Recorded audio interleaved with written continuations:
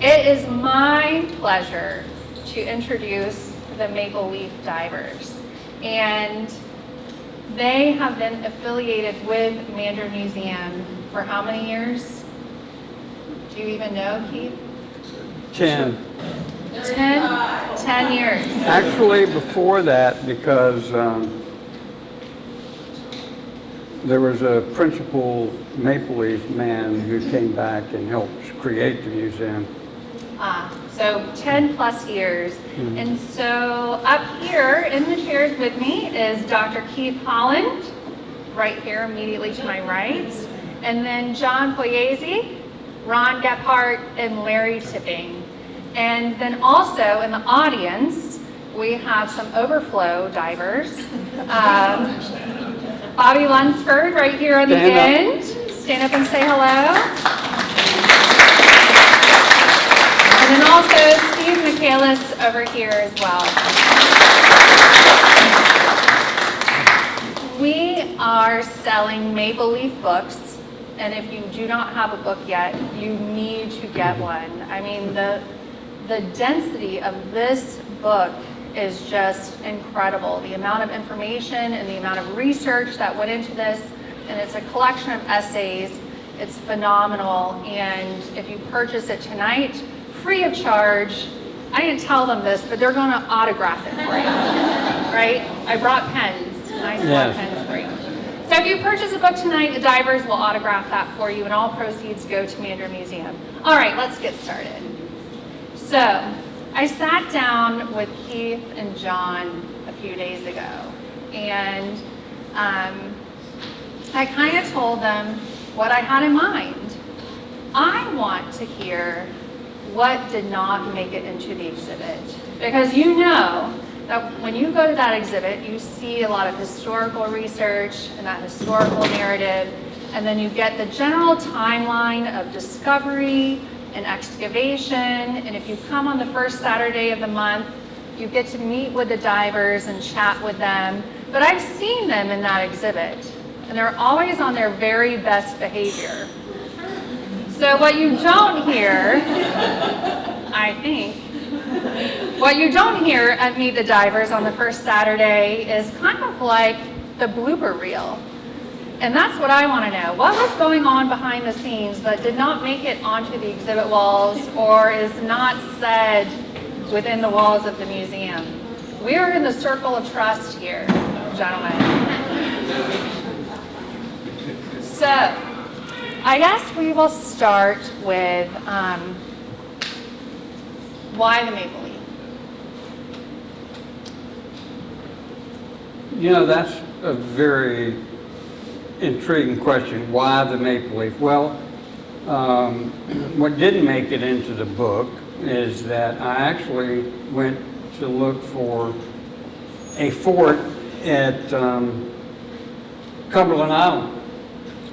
On the north end of the island, there was an English fort, and so I got this whole expedition up. We went there by boat, beached the boat. You know, that's private property. It's a government property, and we went to the northern end. We found Fort St. Andrews, I'm convinced. But what I really found was the no-see-ums. And we beached the boat, so we had to stay there for 6 hours. And in that 6 hours, I said, if I'm going to find anything of this historic important, it's going to have to be underwater. And I had been diving, and we left there, and then I can name multitudes of things that occurred at night. One of them, we had to have, we were in the channel, we had to have people sleeping at night, and we had to have somebody staying up to make sure a barge didn't run over us. And so John Pugliese had just come on, military, and I said, now John, you got to stay awake all night. We're going to sleep. We're tired. We've been diving. I know, sir. In the military, if you fall asleep, they shoot you. I said, okay, all right. So I went to sleep, woke up, found him in the lounge chair, sound asleep, got Lee Manley up. We walked over to him. I woke him up and I said, now we're going to have to kill you. And he says, no, I was just reading, and that's one thing that can't be mentioned, but I'm sure they all have something else. You got anything else you want to tell? I mean, that's not the only thing I could tell. I don't think I remember it that way. Yeah, I'm sure. I will only add, I did 30 years on active duty, and I fell asleep again. So, they don't shoot you if you fall asleep. You know, I'll say another thing. Mandarin in the middle of the night is pitch dark. There are very little lights on the shore. You can't see very much. And we would be moored out there for weeks. And we would have to sleep. We had shifts of sleeping and shifts of waking up. And one of the most remarkable things we found out is once we started digging a hole down into the bottom of the river, you know, it's 20 feet down to the mud line, and then we started sucking a hole down to the deck. And then we would take a break and go rest. When we woke up the next morning, we would go down, and that hole would be filled with dozens of plastic jars and bottles and bags and trash that would just fall in the hole and get trapped there. And so we had to stop our whole production and start building fences around every hole we dug, and we dug multiple holes so that the 20th century trash wouldn't fall in that hole. We were so committed to not allowing that site to get adulterated with modern day material. You never hear about that, and that was in fact a major big deal thing. So I want to take it back a little bit, and so you find the maple leaf, and you by this time have a team assembled. And how did you go about assembling this team? How did each one of these gentlemen get involved? I would love to hear about that. Larry, why don't you answer that? Sure, yeah. Well, back in the 1970s, I guess it was, I started diving, and one of my real passions was scuba diving and historical research. And I started researching a lot of plantation sites in Florida, Georgia, and South Carolina, and diving them. And at the time, South Carolina in the mid-1970s had a very user-friendly system whereby divers could actually dive these known historical sites and collect artifacts as long as you would agree to submit a monthly report of what you've located. And then at the end of the year, you'd meet with the state archaeologist and kind of go over your findings. And it was actually a good way of kind of capturing a lot of the resources that were being pilfered, into these private collections, which, I wasn't interested in doing. I was excited about the just uncovering some historical research and historical items that had been lying on the bottom of the river before. And one of the things that I found was a Civil War vessel sunk in the Ashepoo River. It was very similar to the Maple Leaf, 173 foot long, had a 10-foot beam, had 200 African-American soldiers assigned to it, and 85 or 90 horses and an accompaniment of cavalrymen. And like many of the vessels, it was plying waters that the captains weren't familiar with, ran aground on a sandbar right in the middle of the Ashepoo River, and the Confederates began to bombard it with cannons. The Union officers ordered that the ship be burned to the waterline, and they started throwing crates and boxes off and drifting downstream to escape the gunfire. And of course, we found, myself and another individual, did the research, found the vessel, and reported it to the state of South Carolina. and was given exclusive rights to excavate that vessel. And I was just at the end of excavating that vessel. I spent about 2 years excavating it. And of course, with a wife and 3 daughters and a full-time job, you can imagine I wasn't a real popular guy, you know, every 3rd or 4th weekend when I said I'm gonna go up to South Carolina to work my second job. And I was always looking for something a little closer to town. And of course, the Maple Leaf was on my radar screen. Had no idea that Keith Holland was out there looking and doing kind of the same thing.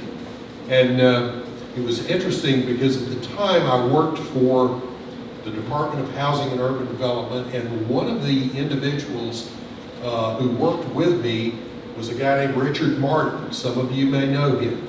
He was a local historian, had written a book about Jacksonville, and I had quizzed Richard a number of times about the Maple Leaf and other historical sites along this the St. Johns River. And also spent a lot of time with an individual named Joe Halusky, who ran the Florida Sea Grant program. And Joe Halusky gave me a lot of information on the Maple Leaf. So armed with that information and the information, much like Keith got from the historical section of the public library downtown, we were able to chart some, actually triangulate some known landmarks. And one Saturday afternoon, myself and my partner ventured out to the Maple Leaf site in a small John boat, marked the area with some flotation devices, and then ran some very tight coordinates pulling a magnetometer, which is an underwater metal detector. And we got some pretty good recordings on the magnetometer. Of course, the weather got very nasty later in the day, and we were in a little 12-foot John boat, so we decided to call it a day, come back a couple of weeks later, which we did. I had a larger boat at the time with a pretty sophisticated bottom recording machine. Went back to the same site, did our same little grid with the magnetometer, and got some pretty significant hits on the bottom, some profiles. And the person that I was diving with just insisted that he be the first one to touch the Maple Leaf, if in fact it was the Maple Leaf.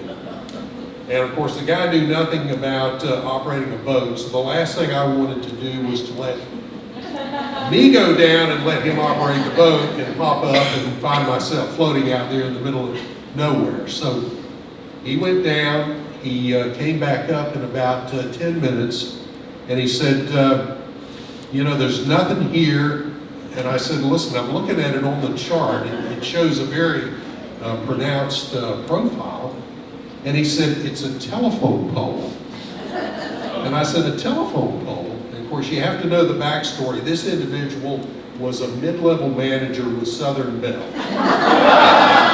Everything that was round and long was a telephone pole. And of course, the weather kicked up again.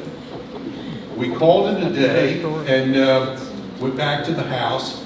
The next week, or perhaps a couple of weeks later, I go into work, and Richard Martin, my local historian friend and fellow colleague at work, came running up to me and he said, Larry, you're not going to believe this, but there's a local dentist in town who has discovered the Maple Leaf. And I said, you're kidding me. And he said, no, he's going to give a talk at the Historical Society this Thursday afternoon, or Thursday evening. And I said, well, I've got to meet that fella. And anyway, I showed up at the meeting. I was incredibly impressed with his presentation and demeanor. And after the meeting, I went up, introduced myself, and told him who I was and what I had been doing, and that I had an incredible passion for this sort of thing. And he said, you're on the team. I'd love to have you join me. So we've been very close friends ever since. And about what year was this? Late 1980s, probably. I would guess around 85 or 86. Okay. Yeah, because there was a lot of work done before. Right. Actually started. But I remember to this day, Larry Tippin, who I didn't know, and he wasn't the only one, I decided that I had to present this to the Jacksonville Historical Society. So I went to him and said, I'd like to give a meeting about this. They said, okay. Larry was one of the first people, and I said, if anybody out there wants to get involved in a historic shipwreck, come see us. We need help. We want to include the public. He came right up and said, I'm in. I'd like to be involved. We didn't spend all the time about him finding a telephone pole or anything. I didn't learn that out until lately. But he came up, and another fellow, Mark Shaw from Kansas, who was living here, he was in the military, showed up. And I said, see those 3 projectors? Break them down. And he took them down. He's also been a great Saji. Most of the volunteers have come from their desire to do something important. Ron, how did you get involved?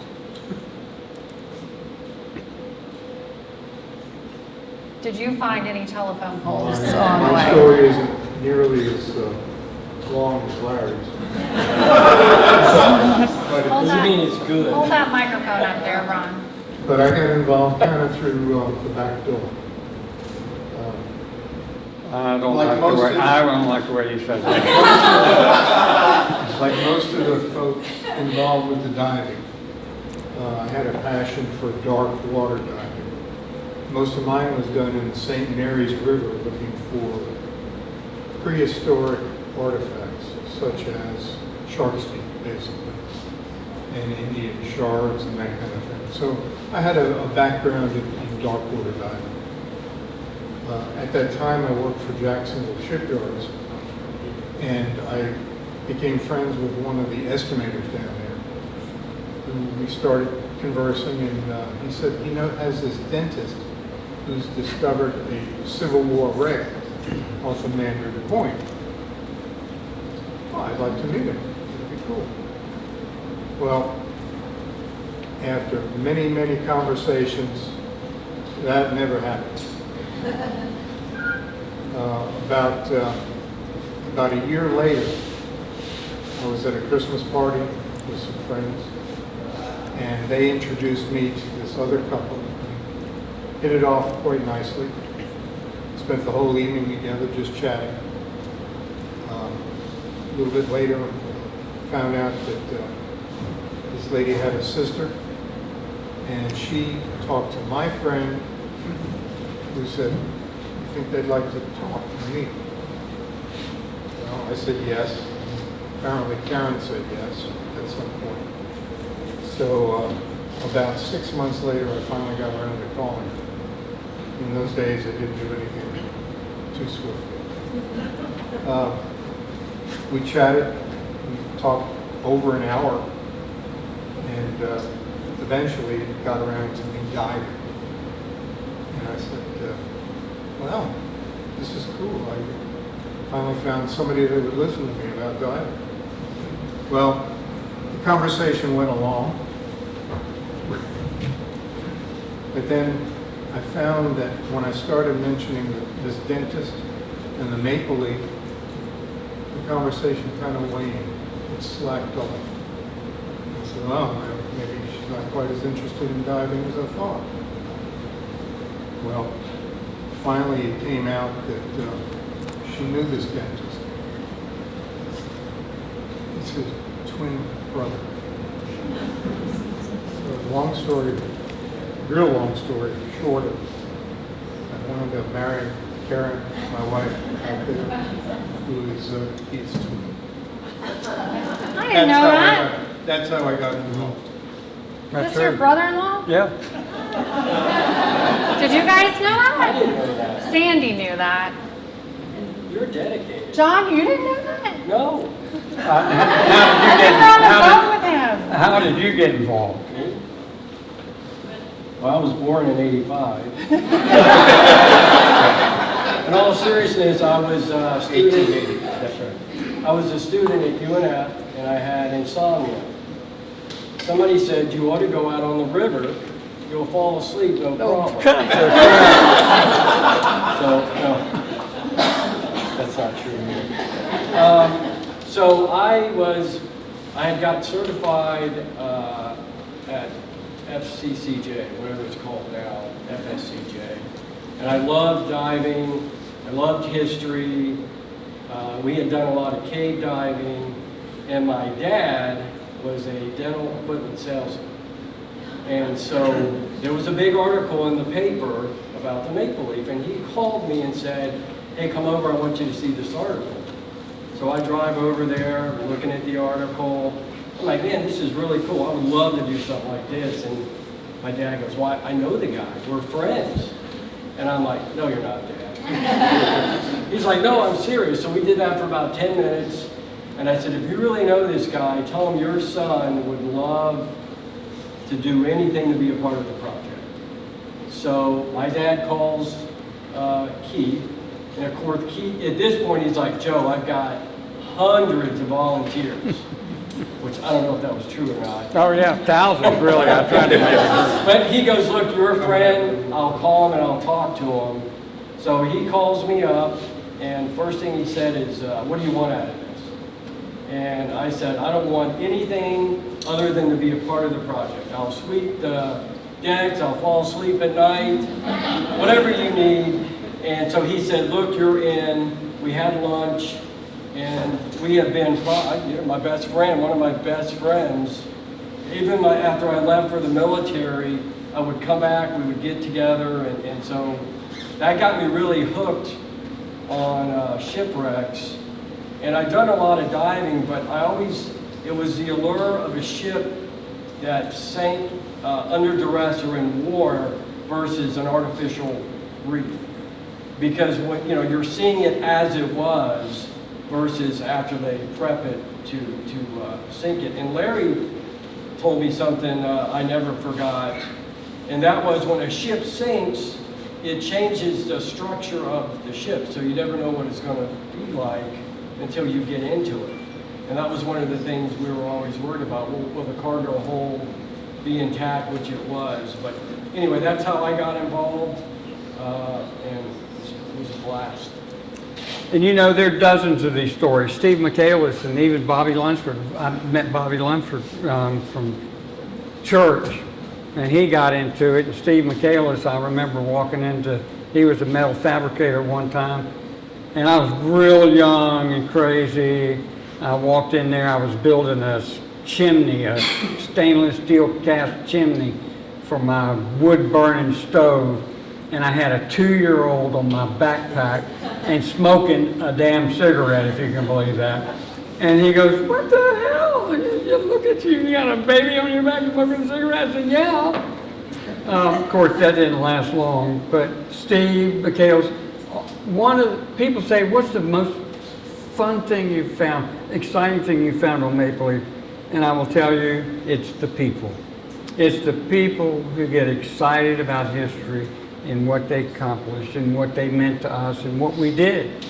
The intangible, the items are just representative, like when you go to the museum, and I've said this before, I think in this room, are just representative of all the people who carried them and lugged them around and are now gone.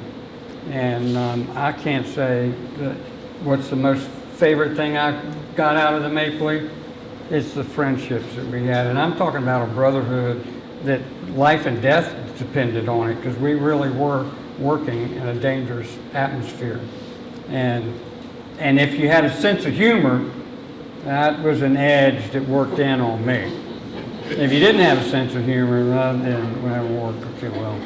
So John had mentioned something to me before, that everyone brought something unrelated to diving to the table and to the team. Yeah. One of the names that came up was Bob Cunningham, who had constructed this barge for you. More than that, And what was the name of this barge? the Mud Puppy. Mud Puppy. Bob Cunningham was a patient of mine. He came in, I did a crown on him. He left, he never paid me. Months later, he called me, said he had glioblastoma, a brain cancer, and that he was dying and he couldn't pay me. I said, that's okay. Don't worry about it, I'll take care of it. And so one day I'm out, I was remodeling my house, and I was out moving cabinets into my garage. I wanted to turn my garage into kind of a cabinet area. And he saw me and came up, told me he was leaving, he was going to the Keys, he had brain cancer and was going to die, and he was just going to spend his life down there and die. And I said, what about my $500? And he said, what do you mean, what about my $500? I said, well, you still owe me $500, you know. I said, and he said, well, I can't pay you, I can't even get a job. I said, well, can you build a barge? And he goes, well, yeah, I can do that, you know. And can you do this? And, yeah, I can do that. He stayed for 5 more years. He built the Mud Puppy, he built the diving control station, he built the barge that the pump was on, and he told me on his deathbed the best 5 years he ever spent. Is that what you meant? Yeah, Yeah. that's the good She's got a stuff. tear in her eye. Yeah, that's the But good I didn't stuff. get my $500. So, speaking of this being a dangerous situation, you mentioned dark water diving. When I think of dark water diving, and I think of the St. Johns River, and I think of the night watchman falling asleep at the wheel. I mean, this all sounds so terrifying to me. And so what was it like descending into the darkness, not really knowing exactly what you're going to encounter or touch or bring back up? I want to start this, but I'm going to let Larry finish it. So we knew we had to go commercial diving. So I found Lee Manley at Stockton School PTA meeting, and he got into it, and we started building a diving company. So we would go to the bank of the St. Johns River, and we would all put on our commercial dive gear and dive. So we're out on the boat doing some preliminary dives. You always have a diver down, then you always have a standby diver dressed out, ready to go. That was me. And the diver down got lost, because you can get lost when you don't know where you're going. And so Lee says, okay, standby diver, go get him. And I go, who? And he says, well, you're a standby diver. And Larry, recognizing that I had not quite yet gotten the comfortable feeling of diving in dark waters, I'll go. Lee says, okay, change out. So he got dressed. Do you remember that? Yes, yes. Thank you for that, I'd like to just say. You're welcome. I mean, I did get over it to where I could just jump in there and go, but I thank you for that opportunity. Yeah. Well, I've got kind of a funny one, if you like, and it involves my dear friend Steve Michaelis down there, and I think most of you will appreciate this. When you dive with a commercial outfit, it's not like a scuba gear where you put a mask and fins, and you've got a regulator coming around. You've got, we use what's called a heliox band mask, which goes over your head. Most of you've seen it at the museum. It's a pretty heavy piece of equipment, and it's pretty airtight, especially when you put that spider, which is the rubber, it's got like 5 or 6 legs on it, I guess, that snap around the helmet that hold it in place. So if you're the least bit claustrophobic, you want to take your meds before you slip that thing on, because it can get a little spooky. Well, Steve, bless his heart, loved to chew tobacco. Okay? Steve, I hope you don't mind me telling this. Well, we only had 2 masks, one for the diver down and one for the standby diver. Well, Steve comes up and I said, Tipping, get dressed, you know, and I take the, you know, undress Steve and I get all suited up, and then I look at inside that mask and I found out that Steve had been taking a chaw of tobacco down with him. I don't know how you can do that, but I guess, anyway, after the course of a few months, you know, I got to a point where I was kind of wanting some tobacco. That was a fun one. I got a question for the team. So I would close my eyes underwater because it was easier not to try to see anything, and I'm curious if you did the same, No, I always had my eyes open, even though it was black. even though it was black. Okay. But I could see things. Yeah, you would see light and stuff. That's Yeah, why- there was a phenomena that if I put you in a mask that was totally black and you couldn't see anything, the brain starts producing hallucinogenic light waves, trying to communicate with the left side and the right side to say, what's going on here? You know, the eyes are open and you're moving, you're looking around, but you can't see anything. And we would see hallucinogenic flashes of light. Can y'all all confirm that? Which is why I closed my eyes. So you weren't really sleeping. I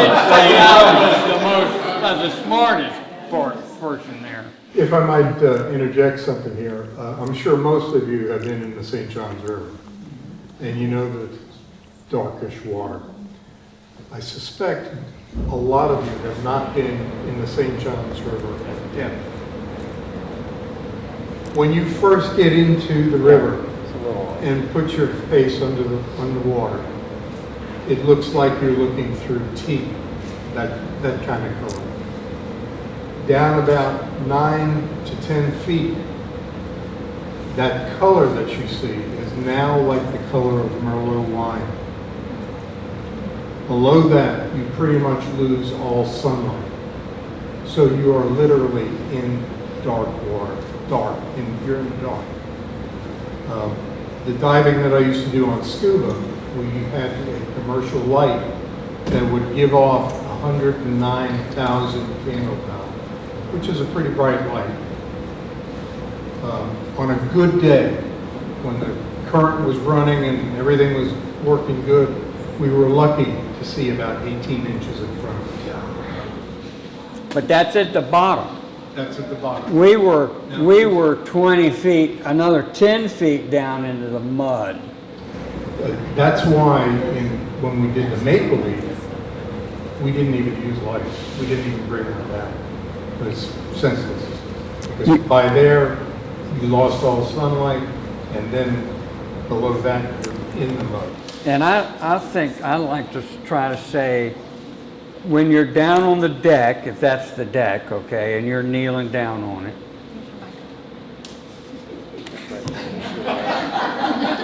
It's hot. See what we had to deal with here? What I like to say, I mean, so I guess this is over 10 feet. So you go 10 feet down, 20 feet down, you're on the mud line. Let's say this is the mud line. Then we went another 10 feet down to the deck, 5.5 feet to the deck. Well, when you get on that deck, you are no longer in water. You're in a thick, colloidal suspension of muck. I mean, muck. You could take the strongest light you can find and put it on your mask and not see anything. You weren't in water anymore. You were in a thick, and then we cut a hole in the deck and went another 10 feet down into that. And of course, in that 10 feet that we went down through the deck, whence came all the artifacts. So we got to where we just didn't care about seeing anything. I mean, everything was with your hand. Now, you might find something and feel like a spoon, or it feels like a necklace, or it feels like a china cup, or it feels like a dead crab. And you're like, I mean, you just never know. But I loved it. I mean, I loved it. Now, Keith had described himself as being strict, that he was running a tight ship, and that he had everyone in line, and John said this is not the case. What?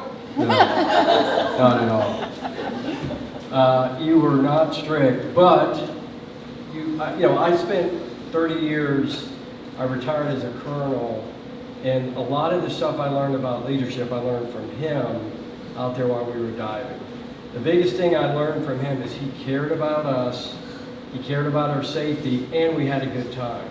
And that's something I took with me in the Army, which they do the first two things pretty good, but they don't really care if you have a good time. And you felt like you were a part of the team, but we had very strict safety standards, and you knew when it was okay to kid around, and then of course when you wouldn't want to kid around when it came. I'll fall asleep. Yeah, or fall asleep. That was an accident. But yeah, no, I'd say I guess you could say strict, but not like, I grew up Catholic, none at school strict.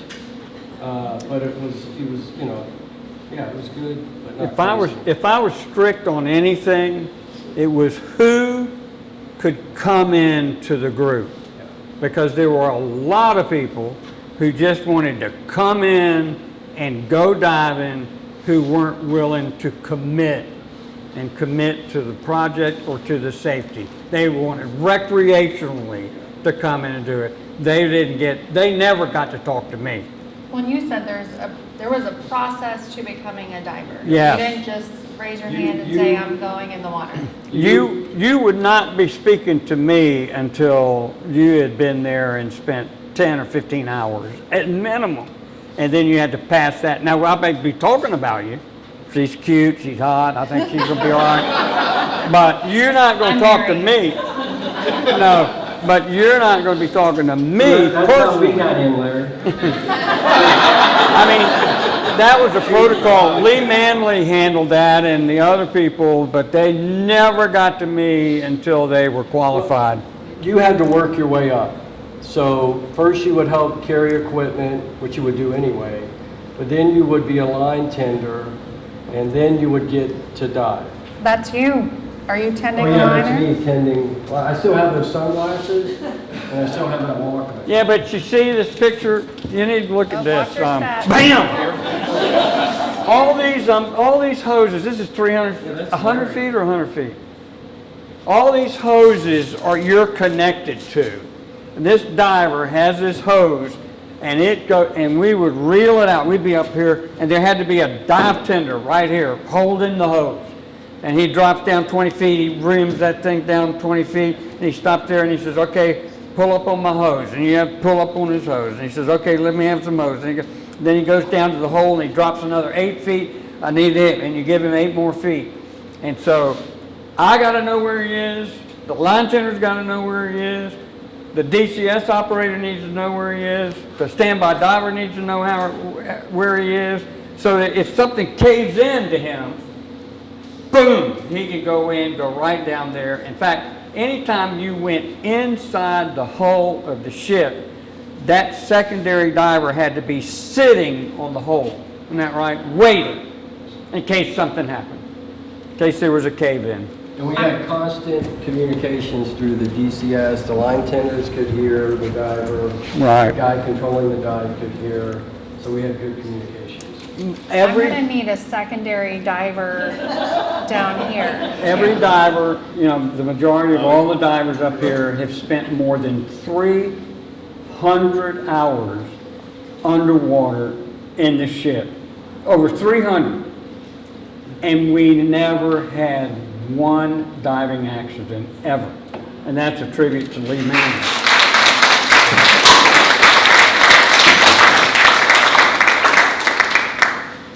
Yep, Lee Manley is no longer with us, but he was the one professional diver on Yes. the crew, commercial diver. He trained us all. And then, there's others who have since passed. I know your father spent a lot of time on the barge with Yeah. you all. You had a really funny story about your dad. What? Do you want to hear one? Yeah, what about the coin? Hold The that- button. The button. So we finally get into the Stay in your Maple. seat though. We finally get into Maple Leaf. It's nighttime. And diver comes up and he puts in my hand a Civil War button. I said, oh my gosh. He says, yeah, this is a Civil War button. And my dad comes up and says, let me see that. And so I put it in his hand and the boat rocks and the button hits the deck and goes, boop. No, Daddy says, just think, that's been under the water for 150 years. Boop. And I go, and probably gonna be there for another 150. I'll never forget that. I mean, that was a remarkable story. I mean, God bless him. And he felt so terrible. I said, forget it. Who do we have in this photograph here?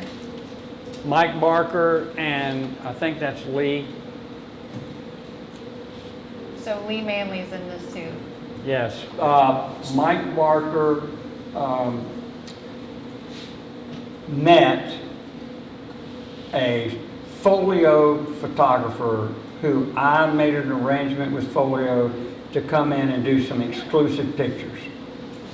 And he fell in love with her. And he's married to her to this day, and they have 2 children, Mike and Sue Barker. You may know them. But I have audio tapes of the DCS operator, Lee. Mike and Sue need to go back in to get another brick of film. And we're all going, oh, I'm crying out loud. That's not what they're going for. And they drive off. I mean, clearly they were having a romance thing. And they ended up marrying each other, and to this day they're still married and have some fine children. Oh, so That is the DCS control station. That's a radio that we communicate with each diver and topside. And it was also originally broadcasted on AM/FM radio, so anybody, any ships that came up alongside could hear what was going on. My dad made that radio too. And so when you started bringing artifacts up, I think you had mentioned that Lee Manley was the first one to do a helmet dive down into the wreckage. But then, kind of the proverbial floodgates opened, and you all brought up thousands of items from the cargo hold. And was there a favorite? Did each of you have a favorite item that you brought up? I think for me it was Surgeon Snow's box, and we got it up on deck. It was at night. Intact. And so we opened it, and it was full of water, but newspaper fragments floated to the top. And we still have that. And I just remember we slammed it shut again, and then we're thinking, well, what good is that going to do? But we never expected to find newspaper at all, and it survived. I think it had something to do with the surgeon. He had an 1852-ish Springfield trigger mechanism that he kept off of another weapon, and he wrapped it in newspaper and put it in his box, and it was near copper or tin, which we think helped preserve the newspaper. And then the other one was those really nice pipes that were, as we would say in the Army, liberated from the plantation homes in Charleston, set free. And when I found them underwater, I thought they were sink pipes, because that's what they felt like, and of course I couldn't see it. And then we got to the surface, and they were made in England, and they were very, decorative. So that was, I think for me, that was, Go ahead. the bottle that we drank. Oh, tell the story. So, We drank. in my defense, I was young. What? I don't think I need to hear the story. You drank some of it. So I doubt that very Y'all are in seriously. your 20s, in your I was- mid-20s, I was 12 years old. I don't know how old these guys were. No, I was 21 if I was drinking. Larry, you know anything about this? No, I don't think Larry was there. Well, I wasn't, and neither was I. It was me, you, Lee, and I can't remember who else. But we had found an intact bottle with a cork in it. But you could tell that the cork had not kept the water out of the bottle. So you could clearly see the river water and whatever was in there. So it was an old Boone's Farm bottle. Yeah. What, Larry? So we opened it up and drank some of it. I don't remember And that. I do remember it was very horrific. But looking back, I'm glad we did it. I'll tell you a funny story too. So we finally get in there. We asked the state for help. They refused. I said, okay, fine. We'll just start excavating the thing. So we go out for a 10-day expedition, and we literally bring up hundreds and hundreds of items. And we're bringing them into Ed Key's dock, who lived there, bringing them into his dock. And had Francis Lord, who's a historian of Civil War stuff down here. Well, the state sends divers out and the state archaeologists to inspect the site. And I took them to the conservatory we built with a freeze driver and all that. Then we're going out there, and the state archaeologist looks at me and says, well, Keith, what makes you think you can do this? I mean, that'd kind of be like me doing brain surgery. And I said, no, I don't think it'd be anything like you doing brain surgery. First of all, I don't think anybody could survive with you doing brain surgery. I said, I might be able to do brain surgery on you, and you might survive. But this is not a comparison. And when they came out there, and I've got videos of that inspection that they did, when they went back to Tallahassee, they said, we better get on this or we're going to lose it. Just like the Itoshi thing, which they lost too. And I met some young lady at the museum that knew the Fishers and knew all about the suit. And I had the most interesting conversation with her about that. And, you know, the state of Florida lost that suit against the Fisher Company. And it was very embarrassing for them. But fact of the matter is they just didn't own it. Well, there's one story, and I always tell this story when I'm giving a tour in the museum and the exhibit, because you had to sue the state and the federal government, right? And so when the attorney brought the lawsuit paperwork to you and it said, Keith Holland versus the United States of America, and Keith said, do I have to sue all the states? Can't I just sue one of them? My wife said that. I took it home to her and I said, look at this. We're suing the United States of America. And she said, God, can't we just sue Florida? Or like the southeast area? And I go, I don't know. But you did win the Yes, we suit. did, and we did win that suit. The federal government came down. Now, I'll tell you, they came down and took my deposition. Any of y'all been through a deposition? Well, you're lying. They're going to know. But they came down to take my deposition, and it did not go well for them. I mean, I felt the pressure, but we had so much data. You see, the suit, and J.J. Daniels, I met with him in his office one time after the Jacksonville Historical Society meeting. He says, what do you want? Money? I said, no, I want advice. He says, well, what makes you think you've got the right to dig this ship up? Finders, keepers, losers, weavers? And I went, yeah. And he goes, no, that ain't gonna work. He says, I suggest you leave here and go get an admiralty attorney and determine if you have the right to do it before you do anything else. So I prepared a little dossier and I went to see Taylor Mosley and Joyner, Mosley Sr., who's recently deceased. Met with him, gave him this 3-inch thick book that had all the stuff laid out for it. He called me back and says, we'll take it. I said, pro bono. I said, I can't pay you, but I can promise you, you know, you can get a sword or something. He said, we'll take it. And so then they filed that suit against the United States of America. And when it got to court, they called me in for a deposition. And I'm just going to tell you, that was one of the most traumatic. I don't ever want to go to court again. If you are guilty, they're going to know it. You may not be able to prove it, but when they drill you down, they're going to know it. But the fact of the matter is, they knew they were dead in the water. Did they ask you about the missing button? No, that hadn't happened yet, because we didn't bring anything up then. We sued the state, we sued both the state of Florida and the United States, but the state of Florida refused to show presence. But the United States said, oh no, we never give up our rights to stuff. So they went to court. And no, we didn't bring up one item until that suit was settled. And it made sense. They said, why would you want to spend the money and do all that? I said, I'm not going to do it.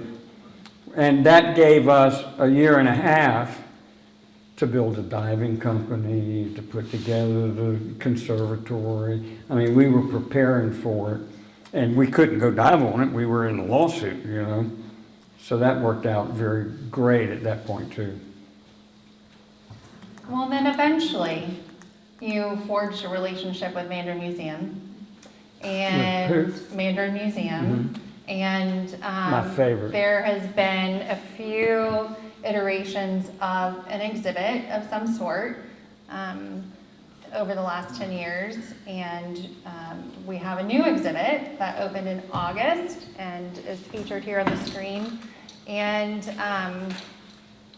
you can meet the divers there the first Saturday of every month. But the really funny thing about this exhibit, and it's a brand new gallery, when we reopened on August 5th, 2023, and the divers were in there, and we had, hundreds of people came to the ribbon cutting and the grand reopening, and we were all milling about, and I was in the main gallery space, and I don't remember who it was a volunteer. She said, I want you to turn around and look into that maple leaf exhibit.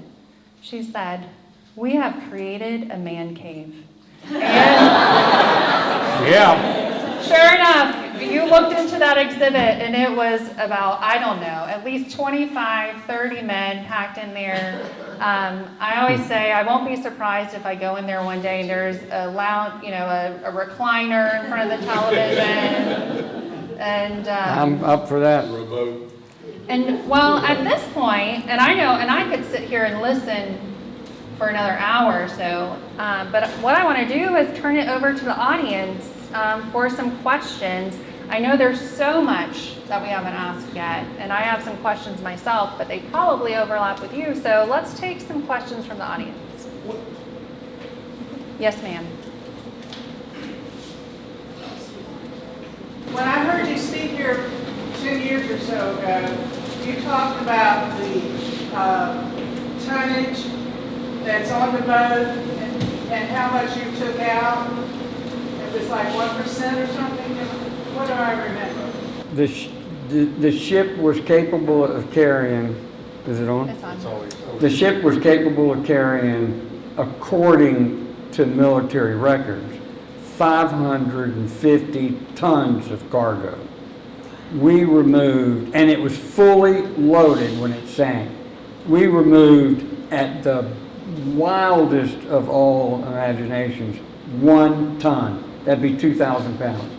So there remains to this date 499 tons still preserved in that muddy bottom, waiting for somebody to dig up. That's a good question, thank you. Yes, Yes. sir. So you won your lawsuit, but I understand the government prevented you from going back and recovering more. I mean, was there a cutoff on what you could recover? I'm a little confused. You may read or hear that it is illegal to dive on Maple Leaf. That is, let's see, fake news. Gotcha. Look, it ain't happening. You can dive on it. Anybody can dive on any navigable waters in the state of Florida on any shipwreck. It's not a national sanctuary. It is a national landmark. But the government doesn't want you messing around with that site. And I say it's because there have been some accidents in the area that they don't want to be brought to anybody's attention. If anybody wants to dive on it and they're afraid they might get arrested, call me, I'll go, and you can send me with the popo. But they might depose you, though, if you... I don't care. I'll go to jail. I mean, I could use the publicity, and I think I can defend. I will say, no, you're just wrong. That is period. But, so it's not illegal to dive the site? They'll say it is, but it's not illegal to dive the Is it site. legal to remove artifacts? No, you cannot dig on it. And you know what? You couldn't remove anything off of it if you wanted to, because it's another 10 feet down to the deck. You can't burrow your way down there. We find where we cut the original hole too. I mean, When we left there, I guarantee you, within a year's time, that whole bottom just went and closed up. Season to season, that would happen. When we finished diving, that mud just, it's fluvial. The whole stuff just kind of closes in together and just closes up. You couldn't get anything out of that shit. It would take a massive undertaking to uncover any material. Ann? You mentioned something about a conservatory. I'm assuming that's where you put stuff when you first brought it up. Can you tell us how? The conservatory was built in my office building so that anything that was brought up could be moved into that conservatory so that it could be immediately treated. We had all kind of electrolysis, polyethylene glycol tanks, a freeze dryer. I mean, we actually had a better equipped conservatory when we started excavating than the state of Florida had. And you had to leave these items submerged until you were ready to... They had to work with them. remain in water until they could go into a conservatory tank, which they did do. I mean, we kept them in water and they would go over there. And I could show you pictures we don't have, but of the conservatory where there's literally, I want to say thousands, but it was hundreds and hundreds of artifacts all lined up that had been treated and that were being treated. I mean, we're way past the heyday. Did you have a question? Did you have a question? So why did you stop? So there was. I got tired of it. I was 30 years old when the maple leaf came into my mind. And that was in 1980. And when we shut down, I mean, that 1980, how many years ago was that? 44. That was 44 years ago. Now I'm 73 years I was old. born in 1980. So, I mean, Just throw that out. Make us feel. my family was suffering, my children were suffering, you know, my divers' families were suffering, their children were suffering. We had young children then. We'd be gone for 4 or 5 days diving. I mean, it just was taking too much. And simply, you can't bring up 490 tons of cultural material all at one time. There are shipwrecks where they've tried to do that. The Bertrand, some of my earlier lectures talk about the Bertrand and the Cairo, Mississippi. I mean, they tried to bring these whole ships up. It's just not possible. You just can't do it. You have to bring it up casually.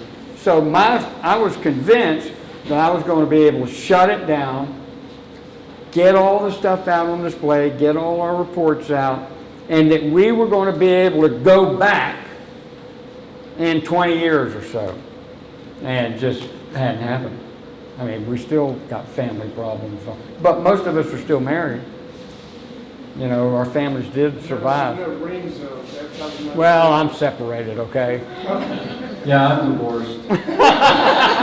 Yeah. All right, so you want to pry into that a little bit there? It was very addictive, the diving, and I think, I was, single at the time in college, so you couldn't get enough of it, and even though they got tired, and I left to go in the Army, but I think it became more of the, I'd say addiction, but you'd rather be out on the river diving for stuff than doing anything else, because you never knew what you were going to find, and every time you got in the water, it was like the first time being in the water.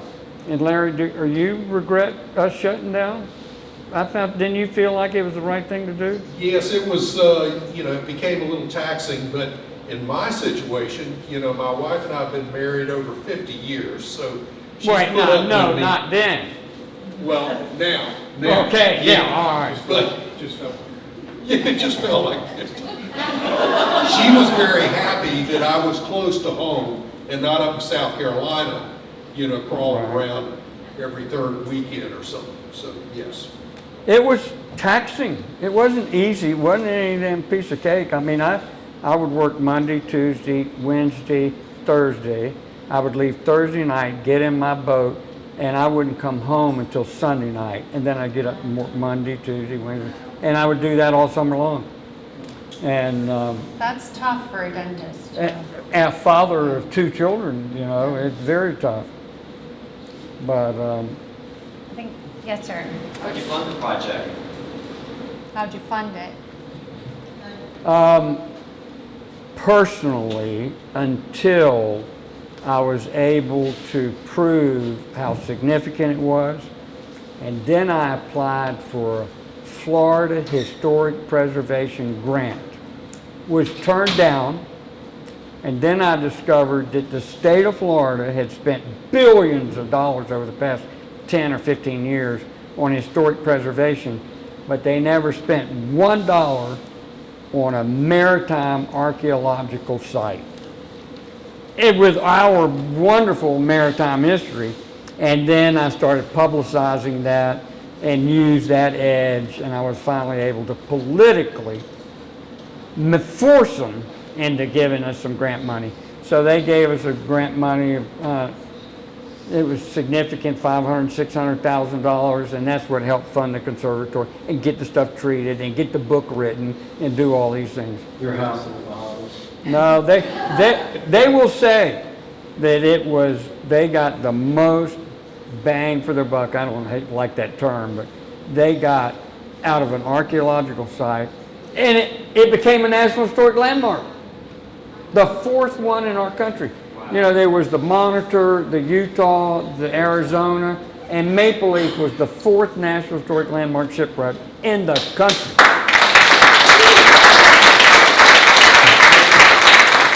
Let's do 2 more questions. Okay, we'll do 3. Tracy, you can save it. Payson. So I mean, you just said something about it being addictive. So I'd like any or all of you to say, I'm just picturing this dark place, and you don't know what you're going to find. What was it like when any one of you found your first item? First, how did you know that it was? I mean, did you go and find trunks and then? I think we could all answer that once you start. What kind of feeling did you have? Larry, you want when you knew you found something really like amazing? Yeah, well, once we got down into the area where these different cases were stacked, you could feel the wood and the mud, and of course you stick your hand in there. Again, you couldn't see anything, but you feel inside these, the perimeter of these boxes that used to be boxes that were just kind of laying open, maybe a coffee cup or something. And then your mind starts playing tricks on you, and you think, well, is that really a coffee cup, or is it, a jar, or what is it? And I'm like John. One of the most significant things was that surgeon's field kit that we found, and when you touch something like that, it's smooth. It's a small little box, but you can just feel how smooth it is, even though you can't see anything, and it's a finished product. We found musical instruments, flutes, you know, you pick up a flute and you can feel the individual holes. Clarinet. That none of you ever played, right? No. one ever no. played. No, are you flute. kidding me? That would be Yeah, we did. sanctimonious.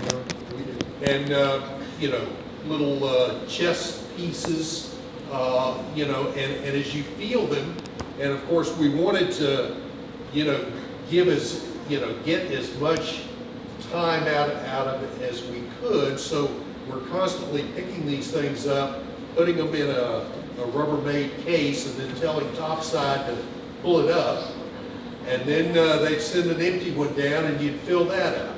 But it was quite unique. And it was in a wall of mud, so, you know, they would have stacked the cargo up. It would have shifted during the explosion when it sank. And then as you're digging through the mud, and then all of a sudden you may get, like Larry said, an open spot where it's just water, where the crate or box was, and then you would pull stuff out of that. And that Dr. Snow's box that you've referenced, we didn't have it for a while. We've since received that from the state. We have, It was returned to the state seen by that? the federal government, and then the state has given it to us. I have high image resolution pictures of that, and I'd like to take those and compare the cracks and fissures to see if they've changed. Well, I don't think they have. it's going on display in the next couple of weeks. It'll be added to the exhibit. And Good the to exhibit know. also includes the newspaper fragments that were found in Dr. Snow's box are also in the exhibit, and you can More? view those. What we've had already. And we've got a very large image of Dr. Snow, so you can see the owner of this box too. So it'll be really And listen, we're talking about an entire brigade, 3 regiments. 3 regiments. You're talking about a couple thousand people, or at least 2,000 or close to it, all their personal effects that they left on Folly Island when they came and rushed down here to Florida after the Battle of Olustee to reinforce it. They didn't have time to pack up what they wanted to say. They didn't have time to take with them what they just left with their haversacks, ammo, rifles, and gone.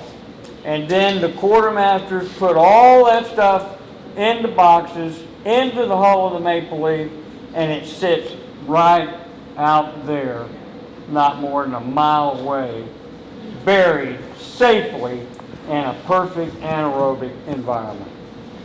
Yes, sir. Just going back to where you were finding stuff in the mud, jump wear gloves or were you barehanded? No, we mostly, you know, I take that back. I think I was barehanded most of the I think I was time. barehanded. I think it meant that much to be able to feel paper. I mean, I was opposed to that as a medical person, you know, but we were dealing with such fine, you know, you're in this fluvial, almost oil-like. It got through the There's only one word for it, and I can't say it. But you need to be able to feel the difference between paper and say it, think it. And so you would take it, and I mean, it would take hours to unload a box. Your hands were your eyes. Yeah, literally. But none of us ever got sick. I don't remember. No, you would hose off. Till COVID. The mud got all the way through the wetsuit. You would strip down, and we had a hose or you jump in the river to wash off. So it wouldn't have really helped. The helmet. Have any of y'all been in the St. Johns River where it's muddy? Have you ever stuck your foot in that mud? Two. When I imagine going 20 feet down into it, actually, yeah, we were 10 feet from the surface down to the deck, and then another 10 feet down to the build ceiling. Do we have a question? Yes. I've read that they use cofferdams out in the Gulf of Mexico to investigate wrecks.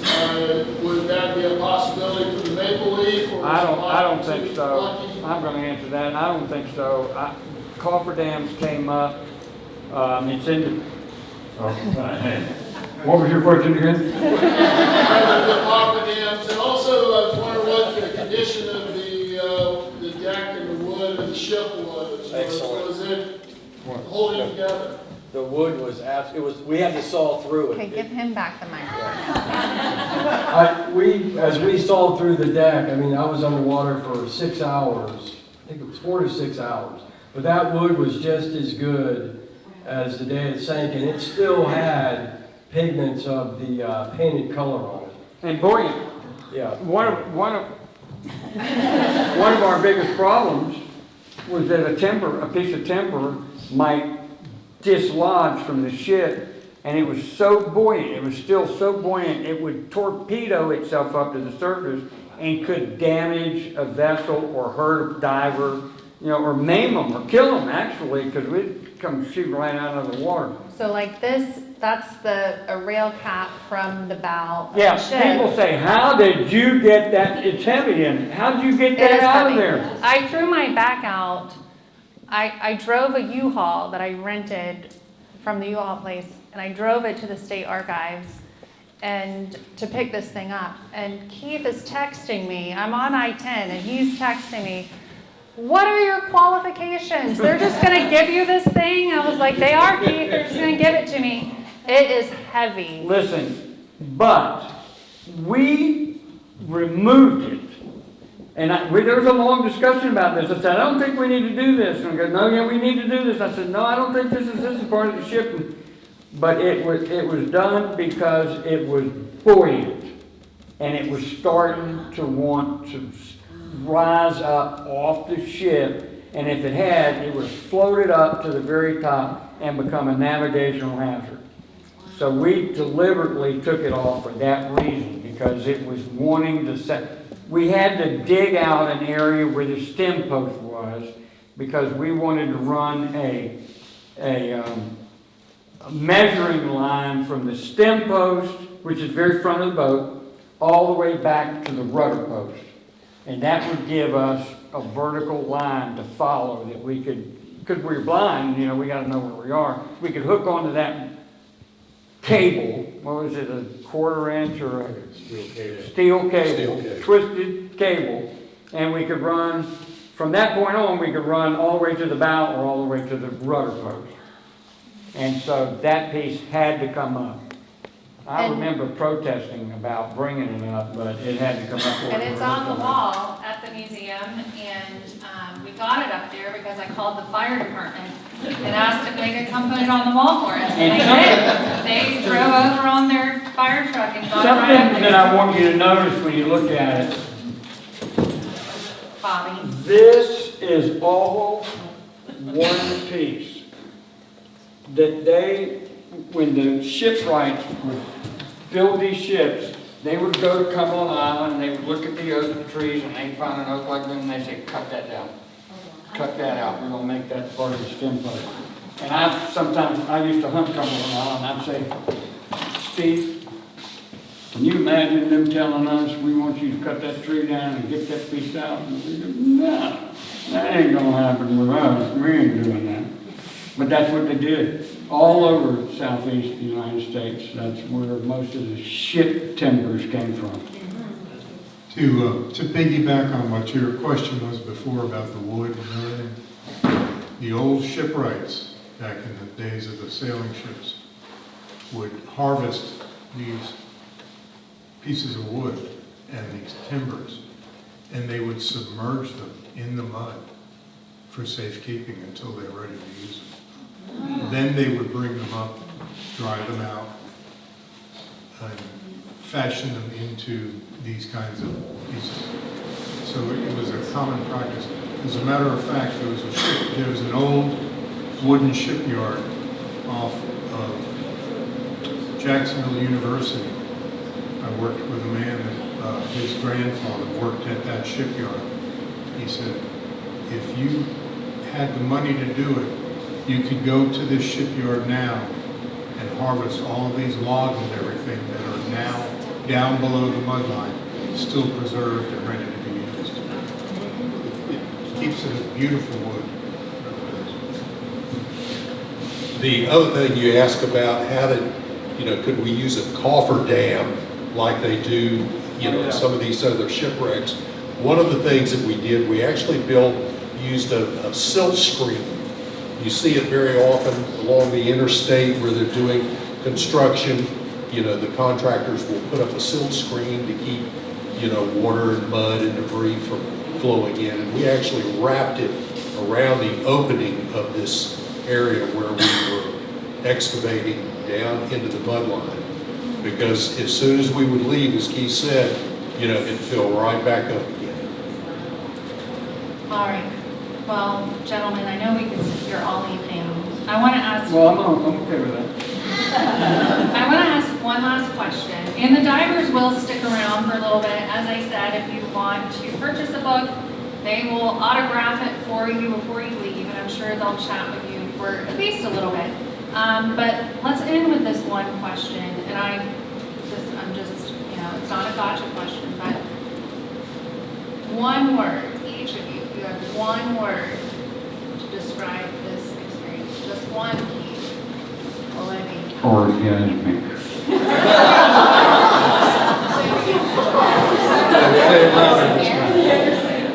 And he uses the microphone. Restful. No. I would say it was adventure. Adventure, 2 words, 3 words of a lifetime. Ron. Gratitude for being a part of this. Incredible. Bobby, one word? You can use mine.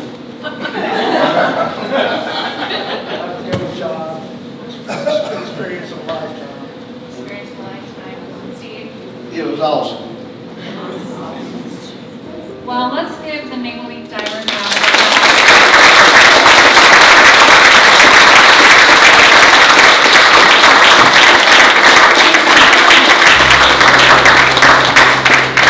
Thanks for being here. Thank you all for